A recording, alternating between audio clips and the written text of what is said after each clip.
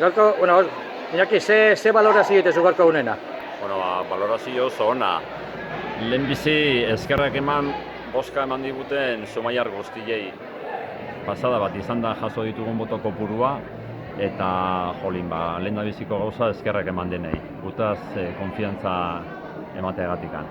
Bestalde batetikan, nahi dut baita ere aipatu, orain arten udaletxean EH Bilduko zinegotziak egin duten lana, pauso bat ematen hasi zian, alegia konpontzeko ideiekin emateko pausuak eta adostasun eta jatzeko pausuak, eta guk heldu hildo horrei eta hurrengo 4 urtetara horreta jungo gea. Nahiz eta gehiengo zauki, nahi dugu gauza basikoetan adostasunetara aiatu denerekin, Zumaiaren hobearako.